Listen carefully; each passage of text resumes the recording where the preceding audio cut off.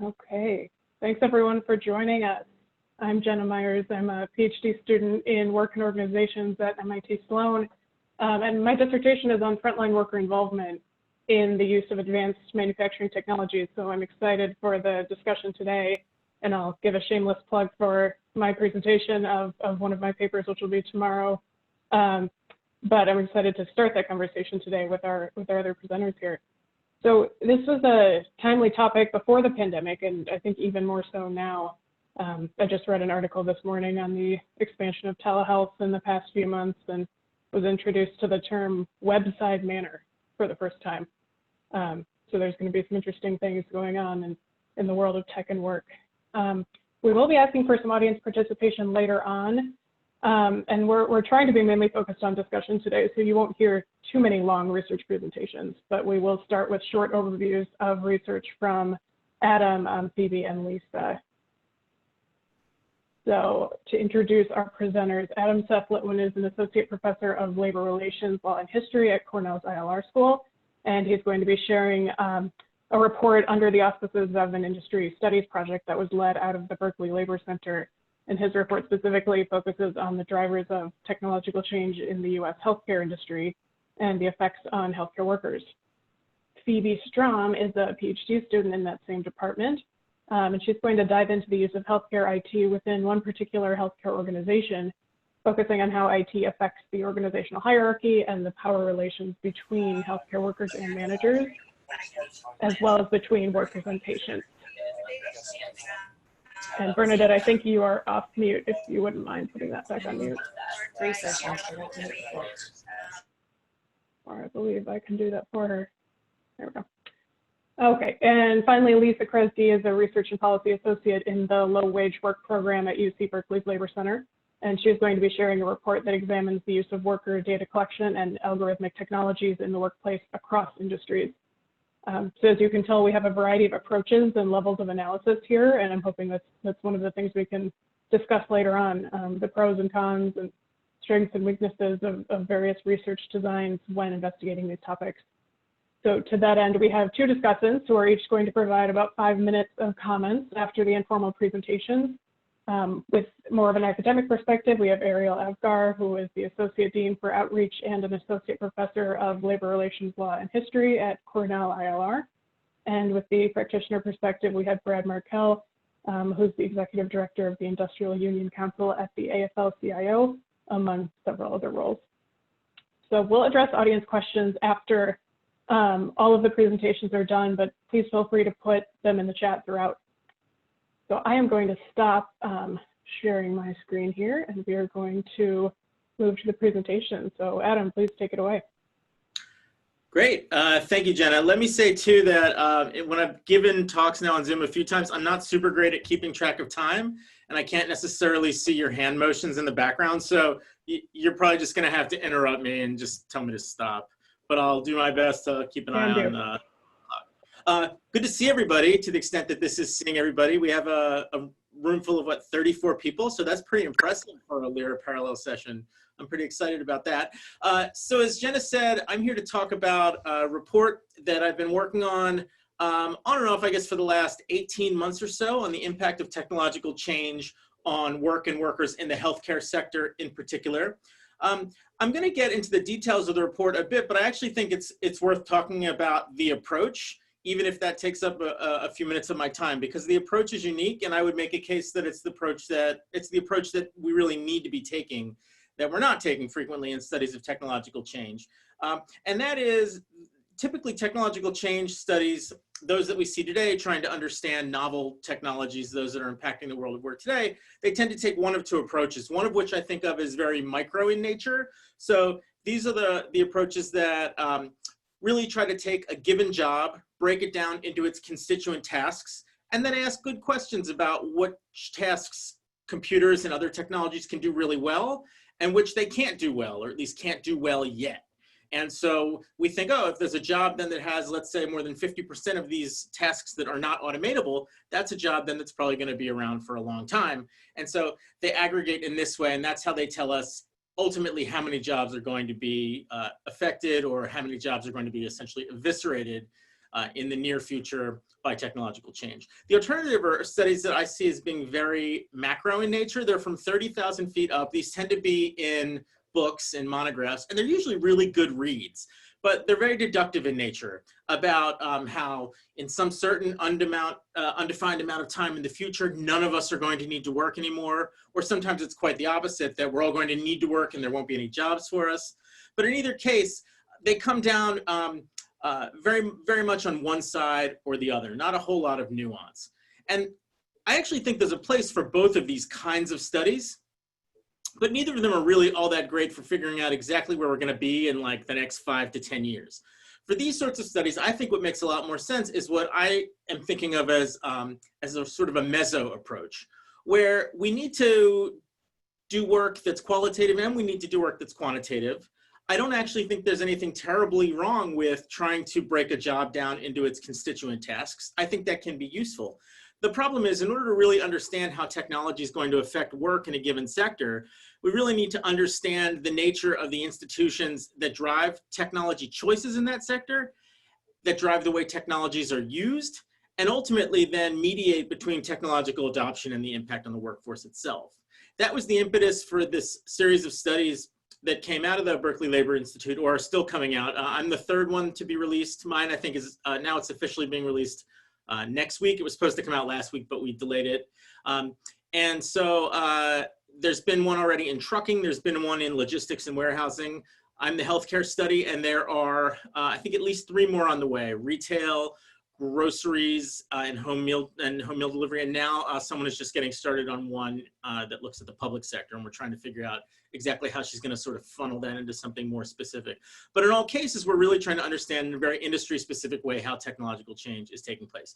So I know I've already used half my time on that, but I actually think that that is really worth pointing out about this approach, because I'm a big believer in it. So in particular, I looked at the healthcare sector, and the 3 questions that we want to know about each of these sectors is really, which technologies are on the horizon? In other words, which technologies are the ones that folks in hospitals, nursing homes, and other frontline delivery care settings, which technologies are they really talking about and expecting to come down the pike, or maybe they're gradually seeing adopted already? The second, what are the drivers of adoption? And this is an area where healthcare is especially idiosyncratic, because the typical example here is that if payers aren't going to pay for the use of a particular technology, then it really doesn't matter how great it is, right? No one's going to buy it. And so studies that ignore these kind of idiosyncratic drivers of adoption, I think are especially problematic. And then third, what are the key choice points? What are the decisions that either policymakers need to make, or perhaps that employers, managers need to make on the ground in these provider organizations to determine how these technologies are used and ultimately how they affect the workforce? So we determine here in answering those 3 questions, I'll sort of give you the answers real quickly. The drivers of adoption, it seems that there are 4 sectoral imperatives that are really driving adoption. One is the need to increase access and lower costs. And this is an imperative that's coming both from policymakers and from the organizations themselves. They want patients to be able to access their services. That's how these organizations make money, right? And policymakers have been wanting to improve access. So everyone's sort of on the same page with that. And of course, providers want to figure out how they can do that at the lowest cost possible. Second, and related to that, structural consolidation. So really achieving economies of scale, but also achieving economies of scope. So really trying to benefit from managing the coordination of care delivered. Third, chronic disease prevention and management. Lots and lots of money can be saved by better managing those with chronic diseases. So congestive heart failure, diabetes, some mental health issues typically come up as examples as well. And in general, we tend to treat rather than prevent. There's this belief that maybe we could actually do better both for patients and economically if we really focus on prevention and management. And then finally, demographic trends. And in particular, the fact that it's wonderful that we're all living longer. The problem is we're all living like a really long time. And so people are going to need care as they get older. And most of those people want care at home. In terms of which technologies, digital communications and telepresence broadly, that's where telehealth comes into play in a big way. I'm sure we'll talk more about that in the discussion. Robots, in particular semi-autonomous robots, service delivery robots, which we're seeing a lot in hospitals. And then third, artificial intelligence and machine learning in its various forms. It's sort of different than the others because that's the one that people quite haven't wrapped their brains around yet. Everyone seems to agree it's going to be a huge part of care delivery moving forward and in the short term, but no one is quite sure how. And of course, it doesn't have a physical embodiment the way these other technologies do. And so, so it really forces people to use their imagination a little bit more. I guess the last thing I'll tell you about are the key choice points. In other words, what are the decisions that policymakers need to make? What are the decisions that employers, managers need to make? First, something that seems to clearly matter is the power of payment models. And it seems like policymakers, they can't necessarily mandate that something be done a certain way, but they can leverage payment models to say, well, if you do it this way using this technology or this technique, we'll pay you, whereas we won't under alternative circumstances. And by doing that, they can essentially choose a winner if they'd like to. In the case of home care, they've essentially done that. Also, policymakers can ensure that the sector maintains and maybe even expands its openness to experimentation. We might find the healthcare sector to be kind of stodgy, but the truth is you got to give them some credit for experimenting on their own in the 70s and 80s with health maintenance organizations. And more recently, policymakers encouraging them to experiment with accountable care organizations and these kinds of organizational forms. So we really need to come up with a structured way of doing that, as doing these things as pilot projects and really figuring out what works and what doesn't. And then finally, what I say is prioritizing the work and not the technology. And what I mean by that is too often the way sort of the engineering profession works and the way technologies are developed, it's really about pleasing those people that are going to buy the technologies, right? And the way they do that is by saying, we are going to get the technology to do as much as it possibly can for you. And then inevitably there's still going to be some tasks left. And sadly for you, you're still going to need human beings to do those tasks. Well, unfortunately, that doesn't really lead to work that's structured in a way that it can be high quality and that humans are even necessarily good at doing it, because it often leaves jobs for humans that they're not really great at doing, like sitting around and waiting for something awful to happen and then responding in a second, things like that. So instead, what if we encourage developers and we encouraged Adam, we're a little tight on time at this point, so. Okay, and we encouraged investors to actually go out there and say, okay, you tell us what your people are really good at. Okay, they're good at empathizing. Okay, they're good at leveraging their human connection. Well, let's figure out a way that we can help them do that better, possibly by alleviating them of these tasks that anybody can do, right? Anybody maybe can push a cart up and down a hallway, but not anybody can connect with a patient. So I can certainly talk more about all of these things in the Q&A, but those are sort of the three answers to those three overarching questions. Wonderful. Thank you. We'll move on to Phoebe. Hi, everybody. This was way more people than I was expecting. I will echo Adam with that. I actually had a hard time getting into the Zoom because there were so many of y'all. I think my study is a little bit different than the other two reports that we'll be talking about today, in that it is a little bit more of a focused question. And so we were interested specifically in understanding how information technologies alter hierarchy in organizations. Don't mind my dog who has joined us. So this is a question that's kind of talked about a lot, but rarely actually studied. So proponents of information technologies have suggested that hierarchy is destabilized by information technology, such that employees gain more autonomy, they become empowered, and the organization becomes flatter.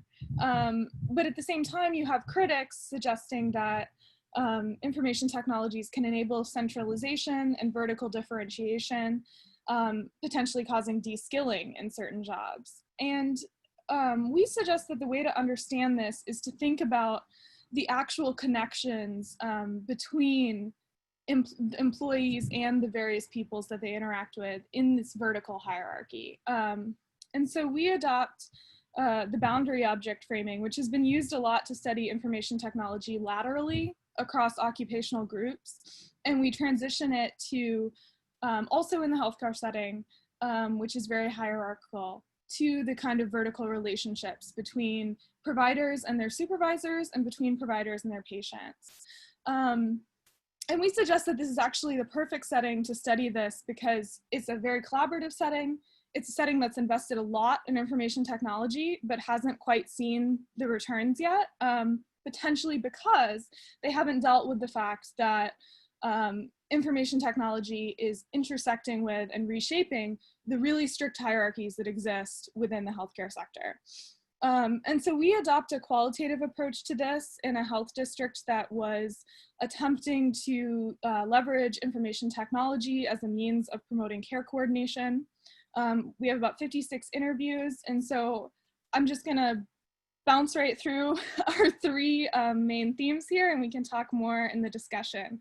So the first is, in line with the traditional story that information technology is potentially destabilizing traditional bases of power, we do see redistribution away from managers and from providers. So for managers, we see information shifting down to the employee level. And from providers, we see that there's an increased ability of patients to narrow that power distance between themselves and their doctor.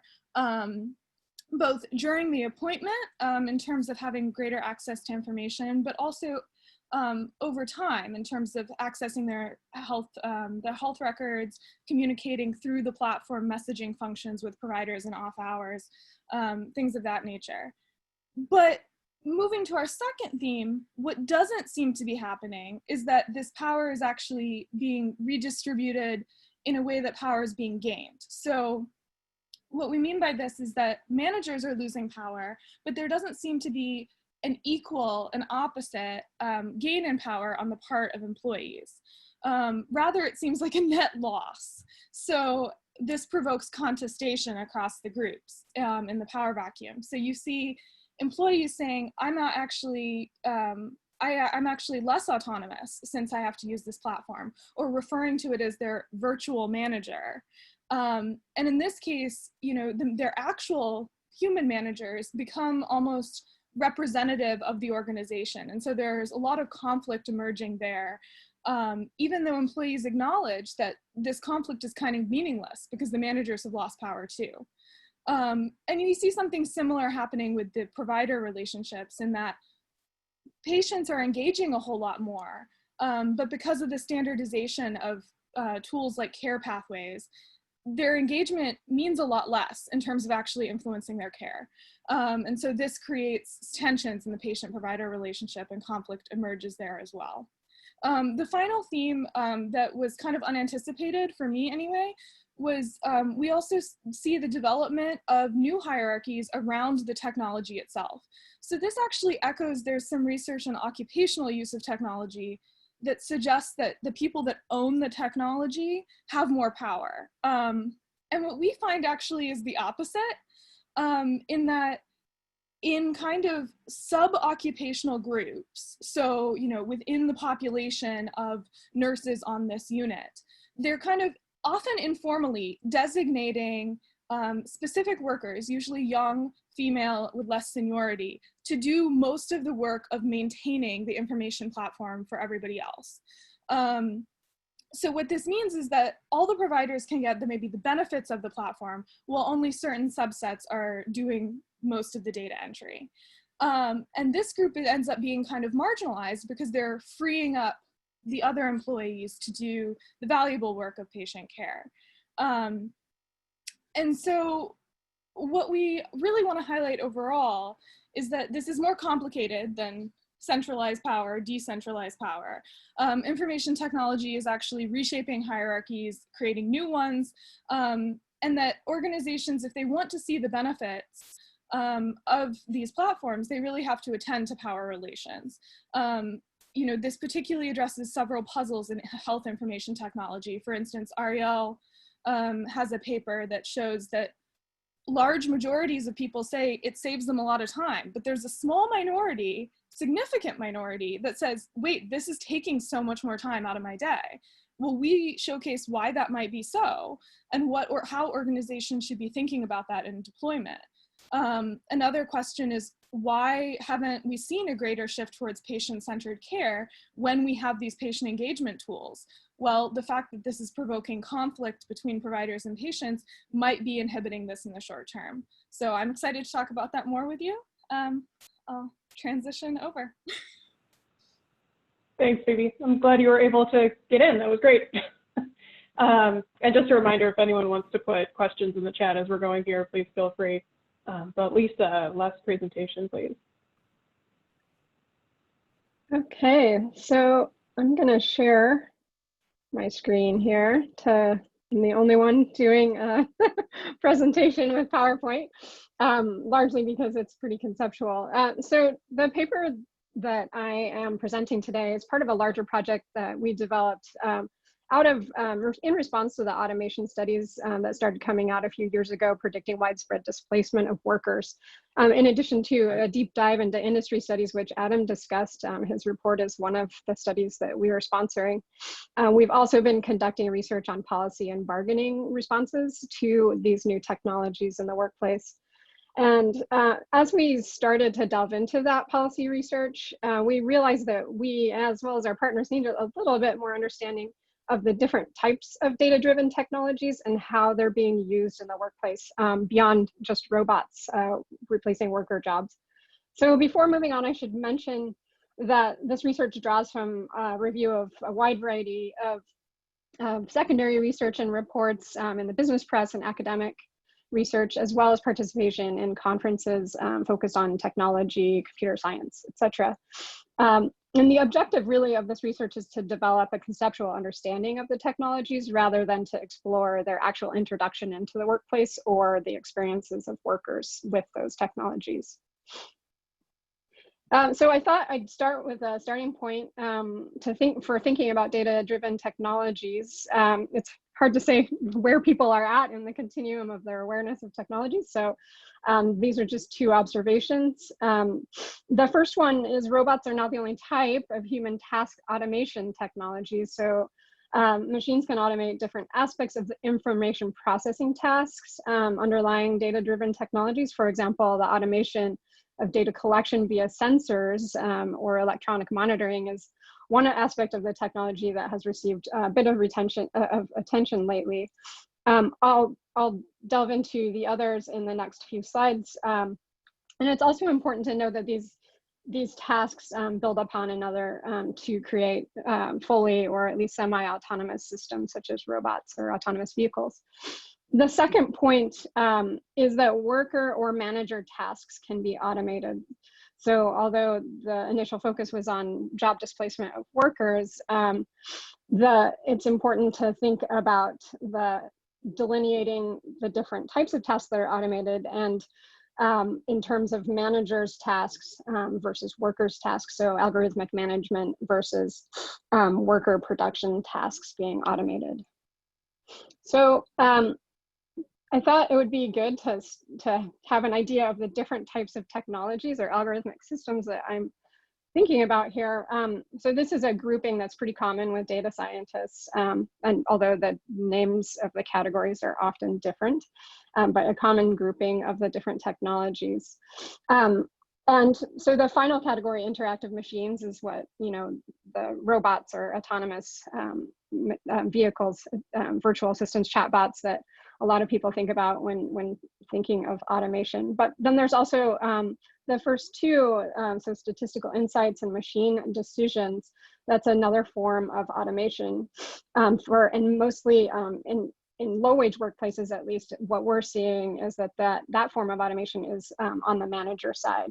So I'll delve into that in a little bit more. So this categorization is developed, it's based loosely on Bruce Kaufman's employment relationship framework and thinking about the different ways that employers use algorithms and data-driven systems in the workplace. So the first category includes a variety of human resource functions. The most common type of algorithms, the algorithmic system used in this category are statistical insights, for the most part, that help managers make decisions about workers. However, interactive machines also play a role here. So for example, in hiring algorithms, which is the most common system that's in this category, includes a variety of technological applications that could be anywhere from basic systems to designed to predict whether a job candidate is likely to perform well or commit fraud or quit. That also could include chatbots, which are used to screen candidates, or facial expression analysis that's used to interpret the job candidate and make decisions and predictions about their likely job performance.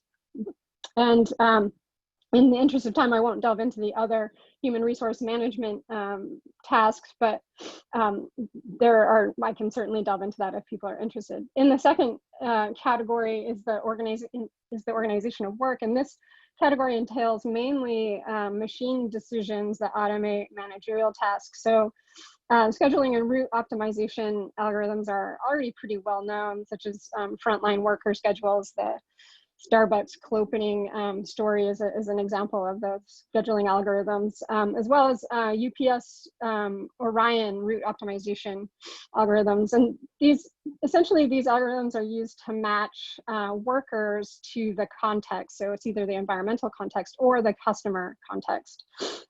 So some probably lesser known versions of these algorithms are call centers. There's an algorithm, there's a vendor that matches workers to customers based on personalization. So they're delving into the personality characteristics that they've predicted of the customer, as well as demographic and personality characteristics of the call agent, and matching those together. Also, this type of algorithm is used for transportation network companies to match customers in location and time and space with drivers. And the third category is workforce management algorithms. And they've received a bit of coverage in terms of algorithmic management of gig economy workers, but they're also quite common, and at least there's a lot of products, technology vendor products, that are used in standard workplaces. So for example, these algorithms would order tasks like pick lists for shoppers who are shopping for Instacart. They would order the tasks based on a grid of the grocery store and focus the worker on those. Also, home healthcare workers have a similar type of direction and ordering of tasks. They can also be used to guide worker behaviors. So for example, there's a call technology vendor that uses a virtual agent. It's essentially natural language processing to interpret the phone conversation, and the algorithm will step in or give recommendations to the worker to express more empathy, for example, if the call agent, or if the virtual agent detects that the customer is getting anxious or frustrated, or it might direct the worker to speed up the call, for example. Some of these systems in the workforce management category are also used to shape worker behaviors to align with the company goals. So often using gamification or incentives to encourage workers to work faster, for example, or in the gig economy, they're using incentives to get workers to work at certain times or places. And then finally, the final category is what automation has historically been thought of generally is in terms of the production of goods and services. So in this category, algorithms can do, they're automating certain tasks, but that can be helping, essentially, they can be helping workers, assisting them do their job, such as a virtual agent that listens in a call center and pulls up screens based on what the customer is interested in knowing, or what they need to know. Or it could be doing tasks that workers cannot do. And then the flip side of work task substitution, algorithms can back up workers. So for example, auto braking systems and vehicles, or on the flip side, they can replace workers. But it's good to point out that even in replacement, workers, either the worker whose job task has been replaced or another worker is training or supervising the machine. So I think hey, I'm Lisa, going to stop there. Just a time check. Yeah. Okay, great. That's where I was going to stop. I can delve into bargaining responses if that's interesting to people, or into what data driven technologies affects generally in a theoretical frame. Okay. Thanks so much. So, yeah, we'll have you stop sharing your screen, but feel free to take a minute for that. Ariel, we can move to your comments, please. Great, thanks so much, Jenna, and thanks to the authors. Thanks, Jenna, for putting this session together, given the importance of understanding the effects of technology on work, workers, and organizations. I really enjoyed reading each of these papers individually, but was especially pleased to have an opportunity to reflect on them collectively, since, as advertised by Jenna in the title of this session, they each provide a distinct yet complementary view of the overarching link between technology and work. Brad and I had the opportunity to read each of these papers, so some of these insights that I'm going to shed, so I'm going to sort of highlight, draw on the papers, not just on the presentations. And each of the papers provides a fundamentally different take on technology and what technology has in store for us. Lisa provides a rather cautionary perspective. Phoebe documents a somewhat mixed story, and Adam highlights mostly the potential associated with new technologies in the healthcare space. I want to just sort of highlight a number of the insights from the papers and then follow up with some questions and comments. I'm going to go in reverse order, going from the cautionary to the more optimistic depiction of technology and work. So I'll start with Lisa's paper, which really gives a detailed portrait of the ways in which employers are leveraging both data collection on employers and algorithmic technology. So a couple of important takeaways. First, in her paper, in the report, Lisa highlights the importance of studying both data collection on employers, data collection of workers' data, and algorithms in tandem. These are interrelated developments and should be understood in the context of employer efforts to both enhance control and optimize operations. Second, Lisa provides a really systematic account of the wide range of algorithms used and a detailed account of the different applications. She demonstrates the reinforcing and interdependent of uses of these technology across, again, a wide range of uses. Our tendency is to study these technologies separately, and Lisa demonstrates the importance of looking at them collectively. And third, Lisa offers a compelling account of the different ways in which algorithms can be used to de-skill, control, manipulate workers. A few questions and thoughts that emerged from her report. First, and I think this is probably in store for this project, but wasn't in this specific report, is what's the role of policy and regulations in guiding the use of these technology?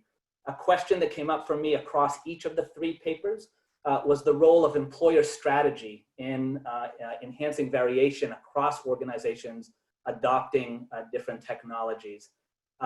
Finally, third, variation across industries.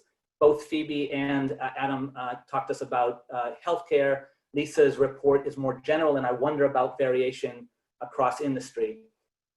Talking about employer strategy, reading the report, and again, some of the depictions of the ways in which algorithmic technologies are used to control and manipulate workers, I couldn't help but wonder if the portrait that Lisa's report depicts about decreased worker control and autonomy is the product of managerial ideology and longstanding efforts to enhance power rather than a reflection of specific technologies, the specific technologies at hand.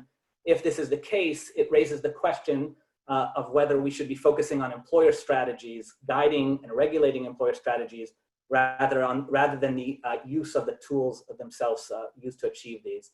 And finally, Lisa provides at the end of her report a really interesting set of costs and benefits associated with employer use of algorithmic technologies.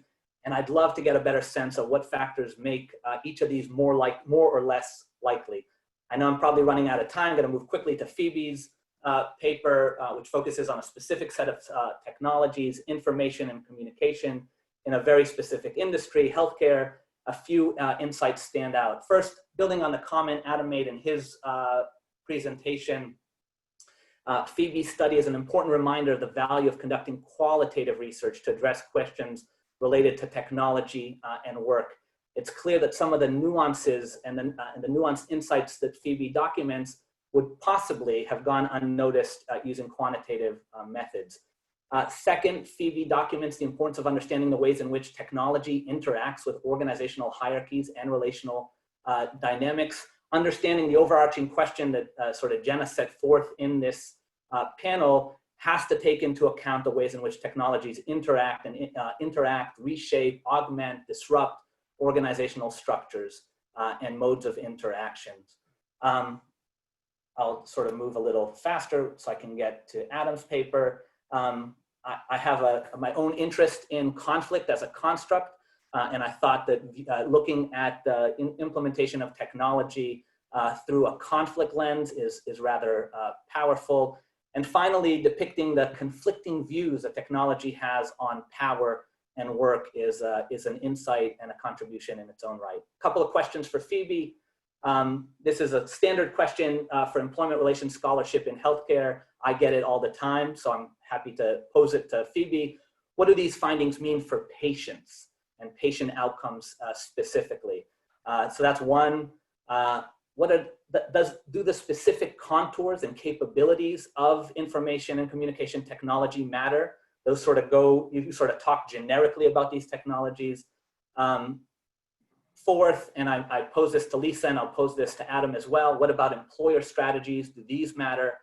And finally, related to employer strategy, what about organizational practices? How do these interact with the adoption of these specific technologies? Finally, just very quickly to Adam's extensive report. This is a 99-page report. Adam provides a comprehensive assessment of the current state of technological advancements in healthcare with an eye towards future development. Adam demonstrates the importance of understanding the industry-specific pressures and forces operating on technological adoption, which is an important contribution in its own right. He attempts to dispel some of the myths about the potentially devastating effects that technologies might have on patients and organizations. One of the most powerful contributions in my mind of the report is the documenting of a worker-centered approach to technology adoption and implementation, which Adam talked about in his presentation. And finally, and I think really important for this discussion, is Adam challenges the deterministic view of technology, highlighting the important role that policy and actor choices, unions, employers, patients, play in driving different models for the intersection of technology and work. I'll conclude with a couple of questions to Adam. What are some lessons, Adam, from healthcare that are generalizable to other industries? What can we learn from your extensive assessment of how this plays out in healthcare for other industries? What's your response to some of the more pessimistic accounts and fears about technology and work? Again, you provide us with a much more optimistic lens or view. Like Phoebe and like Lisa, I wonder about the role of employer strategies in influencing outcomes at the organizational level and the role of work organization. And finally, Adam's report provides a lot of detail about the role that unions play, but I would like to know more about the different category of healthcare union strategies and their consequences, again, for the intersection of technology and work. Thanks, Jenna, for giving me the opportunity to read and to reflect on these papers. Thanks, Ariel. I wish we had another hour to go through all of those great questions and the ones that we're getting in the chat. If any of the speakers want to just respond straight in the chat, we can do some of that as well. But Brad, over to you, please. All right, thank you, Jenna, and thank you everybody for having me in this session. And I enjoyed these papers. I'm going to take them sort of from the top, some high level stuff. Adam's paper, I think, really, you know, the union guy, very important that you identify the status quo as low road, that we have to change something to get to the low road, and there's a way to do it. The choice points are really, really important because they tell us how to intervene in the system to try and switch things around. For people that want to make things better, these are places to do it. And a lot can happen, if you look at some of the larger union employers, by employer decisions around how they buy healthcare. And there have been a lot of experiments with large employers. My former employer, the UAW, tried to push in with the auto companies, tried to push into markets where they had market power and change behavior. So that it's still out there as valid. The why, the access, quality, cost containment, yes, but if I think about tech companies and Google, whoever it is, market power and their desire to sort of dominate whatever the field is, that's also a little bit of a why, what's happening with the choices that healthcare companies are being given by tech companies. The role of the union in obviously in trying to take us off the low road is central for us. Again, across all three of these papers, it really does make the case. They all make the case that this is a choice that we can do something about. I was kind of interested just a little bit, Adam, in the bit about the chronic disease, because I kind of wonder about why technology is really something to deal with that. There's a lot of other power structures and profit incentives that are driving the treatment of disease versus the prevention. I'm not sure Cass Sunstein and a little nudge from the AI black box is going to change that course without confronting that power. Switching, Phoebe, I love the title, love this, the effect of how people fit into this system. Also a big case that this is a choice, right? And really how this got played wrong from the point of view of the workers on the floor. I think you have to think about the frontline managers and the supervisors and the workers as kind of, in the same box for upper management, right? And so, instead of like collaboration, this turned into like automated Taylorism, right? And the machines driving people, and it seemed that much different from working on the assembly line, to tell you the truth. The hierarchy, very interesting point, but for the people that design and sell these systems to management, like sharing power that's not what's selling, right? It's about how are you going to do the cost containment? How are you going to do the delivery? What's in it for you? And cutting the frontline supervisors out is probably part of the big efficiency equation that gets played into this. And then just kind of round the corner and come to Lisa's paper so we can get to discussion. Of course, I like this paper a lot. We're still learning about data and AI in the workplace. For me, as an auto worker, I was really happy to see the Frederick Taylor reference, because when that time study man came around with his watch where 60 seconds in a minute wasn't enough, the watch is a 100th watch. You really, something's up with your job when a guy's standing out there with the union rep and doing the time study. And we get the same feeling about how these technologies can be used, right? I love that the paper identifies what they're collecting and how they're collecting it, because now I have something to bargain over, right? The data that you have and how you're getting it. And so that's obviously a choice point for workers. I guess, we've talked a lot about the data is just not for data's sake. It gets fed into the AI black box or the AI monster or the AI angel, whatever your view of the thing is. The discussions around screening and discrimination, I think, are a little separate from the discussion you're having about workplace management. And I just want to say that's one now where we've got a real opportunity to turn that discussion on high because of what's going on in the streets. And I really want to call that piece of it out. It is unnerving a little bit as somebody who came out of a factory environment to see the pervasiveness of this data-driven stuff, everything from education. And those of you who are old enough remember this discussion about lean and what was it? And was it democratic Taylorism? Was it Taylorism on steroids? And this has that same feel to it, only much more pervasive. And I was introduced to somebody who has a system for factories where you film every station the whole time and then go back and analyze the thing if there was a problem. This huge data collection. There's an auto company that's got, for God's sakes, Plantair in there talking to employers and trying to build out a little bit of what's going on the floor. So I do appreciate the idea that there are things to bargain over, and again, that we have a choice. So I'm a little bit over, but I'll stop there. Great, thanks, Brad. We have a couple questions in the chat, and just as Justin did, if anyone wants to unmute and ask a question, just pop that in the chat, and then we'll call on you when we get to that. The first question was for Lisa. I think you're going to talk about bargaining responses, but didn't have the time. So if you want to address that. Yeah, just because it's easier to conceptualize, I'll share my slide on that so that people can see it. It's probably helpful that way. So I do have a report, which if you're interested, I'll put my email it's a working document on bargaining strategies, but that outlines bargaining over technology. But so I think thinking about this is conceptualizing the different areas of bargaining that relate to data and algorithms, and that could be preemptive rights or governance. So in terms of governance, that would be assessments like planning, research on the impacts of technologies, for example. Workplace restructuring, so some people have bargained around union jurisdiction in job restructuring. So if new jobs are created, or if jobs are redistributed, which is a common scenario, is if a task is being automated, there's a programmer designing that. And then looking at bundles, job bundles, also in terms of bargaining around those.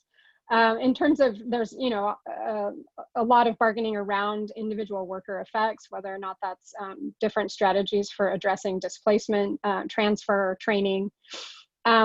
And then there's bargaining around the restrictions of the use of algorithms. So a lot of historical and current bargaining focuses on the use of limits on monitoring, what can be monitored, when workers can be monitored, how that data can actually be used, the extent to which monitoring data can be used for discipline. And then, there's some bargaining around scheduling as well. And more recently, there's bargaining to request specific types of technology. So that's basically looking at organizing the structure, organizing the objectives of technology. So for example, bargaining, Unite Heroes bargained recently around introducing panic button technology, which is basically monitoring technology, and or safety, other types of safety technologies. And then also looking at employer responsibility and accountability. So transparency, explainability, contestability of decisions, liability over the technology, and various aspects of recourse.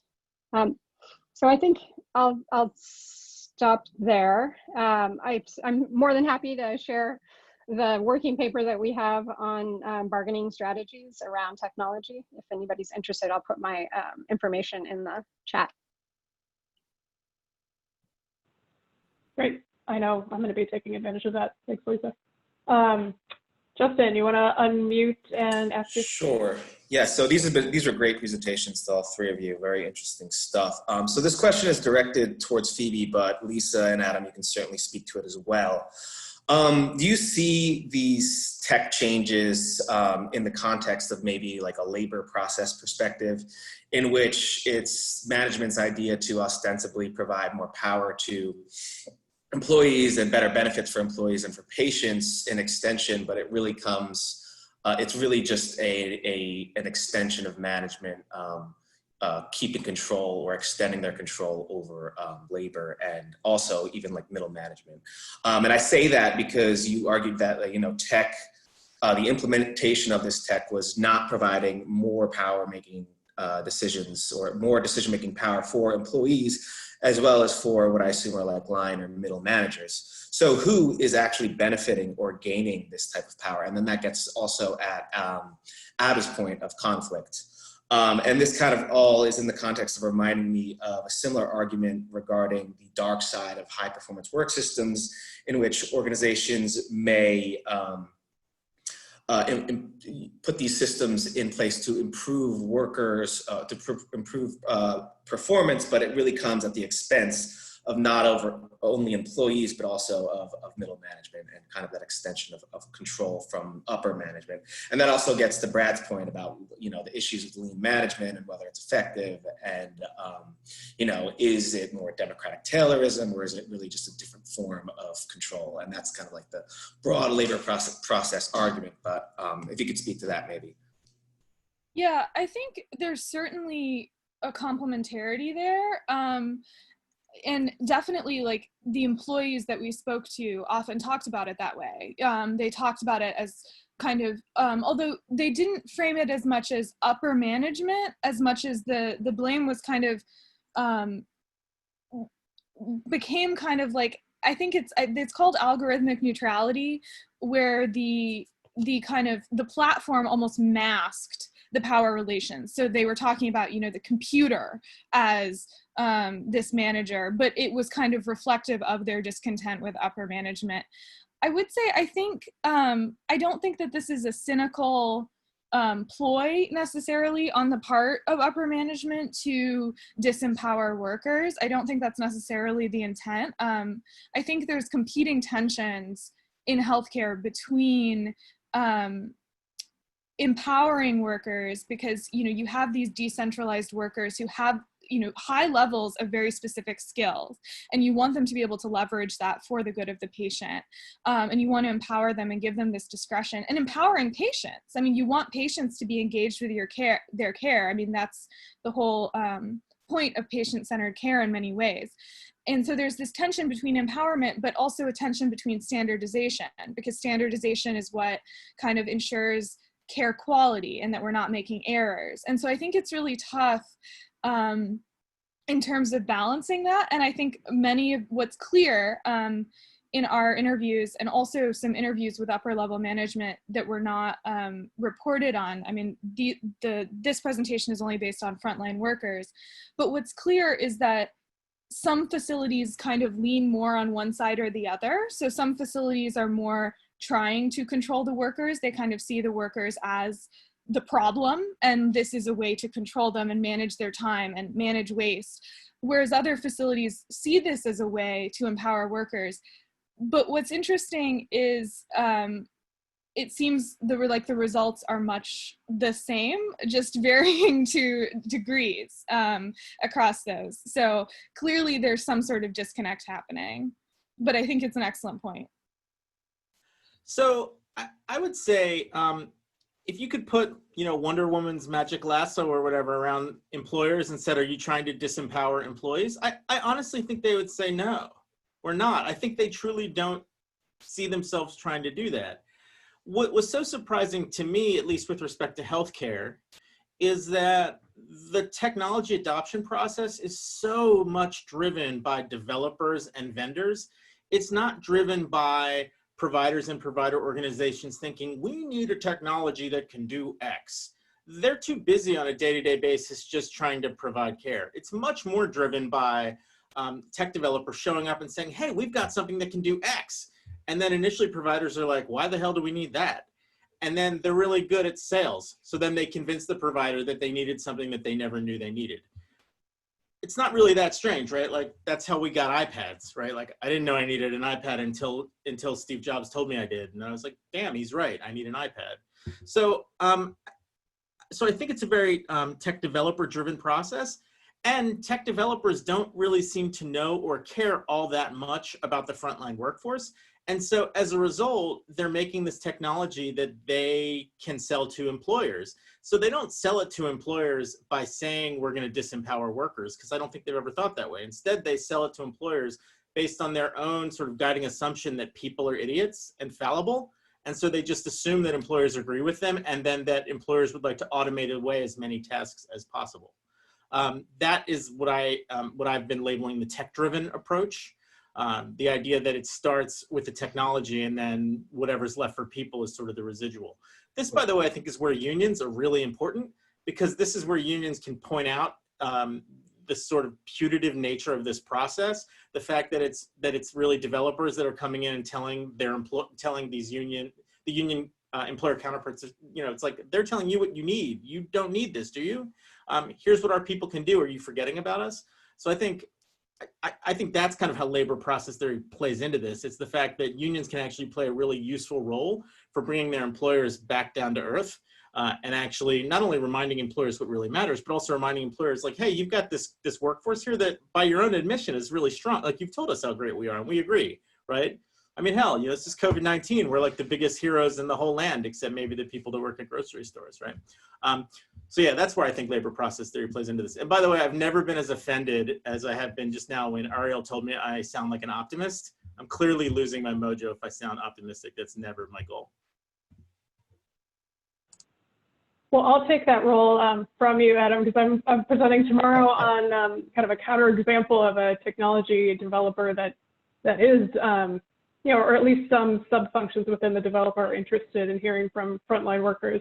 So I know that isn't common and there's a lot of barriers to that. So next question was kind of related to the question on bargaining responses, but does anyone have a response to Victor's question on, are there ways workers can use algorithmic technologies as tools for organizing in the workplace against their employers?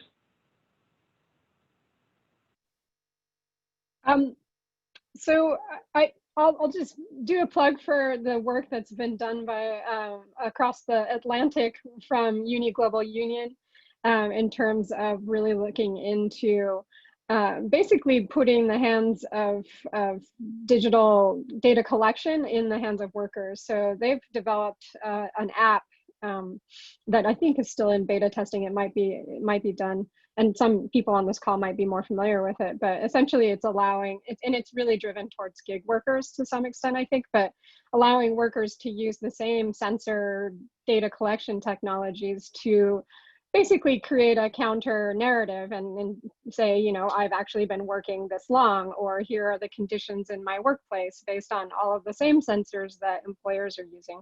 So that's one strategy that in terms of really looking at the data aspects. And so I think a lot of the strategies that I have seen are really on the digital native side of workers who are working for platforms.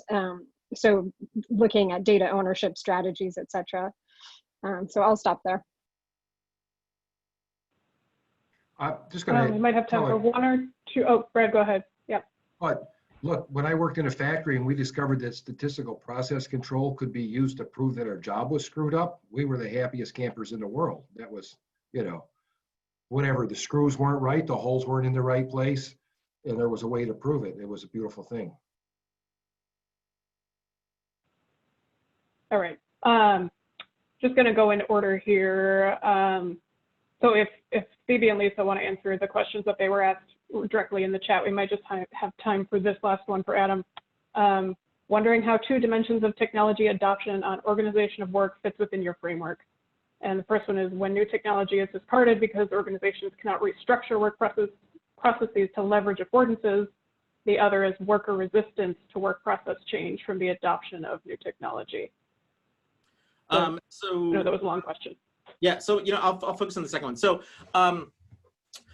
worker resistance. I mean, so this to me is actually a fundamental element of the tech-centered approach that I'm trying to dispose of. The idea that basically we're going to present a technology, we're going to introduce it, and then we have to ask workers to buy into it. What I'd like to see along the high road is greater involvement from unions. At the moment, I think unions, by and large, are working very hard to be involved in the deployment process. They obviously would like to be more involved than less. And I think for the most part in healthcare, they're doing a great job with that. The problem is they're really limited by labor law because you can't, it's not a mandated subject of bargaining, you know, in the US to get management to talk about technology. When it comes to technology and technological decisions, management can literally be like, yeah, we're just not gonna do it, right? However, management does have to talk about the implications of implementation, particularly to the extent that implementation affects wages and hours. And so quite frequently what we see is unions accepting these management decisions around technology and then bargaining over how to respond to them. What I would like to see is really changes in labor law, particularly in the wake of the technological changes we're seeing now and the inequality that's arising from them. I'd like to see changes in labor law that actually allow unions to be involved in the choices from the start so that they can actually play a larger role in motivating workers to make the technology work. And I think we've seen great examples of that in healthcare in particular, great examples of that really working. Obviously, Kaiser Permanente comes to mind. They've been really ahead of the curve for the most part on involving workers in technological choices and technological implementation. And I think they've shown the success from doing that. Great. We are right at 4 o'clock, so I'm going to do my job and wrap us up here. Really, really fantastic session. Thanks so much to our speakers, our discussants, everyone who participated today. And we had a lot of interest in seeing your papers and reports. So I know some of them are not quite ready. Others will be coming soon. Speakers, if your reports and papers are ready or just available to be posted as a draft in our discussion site, please do. I think we're going to have a lot of people interested in seeing them, but otherwise people can feel free to contact you directly. Great. Thanks, everyone. Thank you. 3 great papers. Really appreciate it. Thanks, everyone. Thanks, Brad. Thanks, Ariel.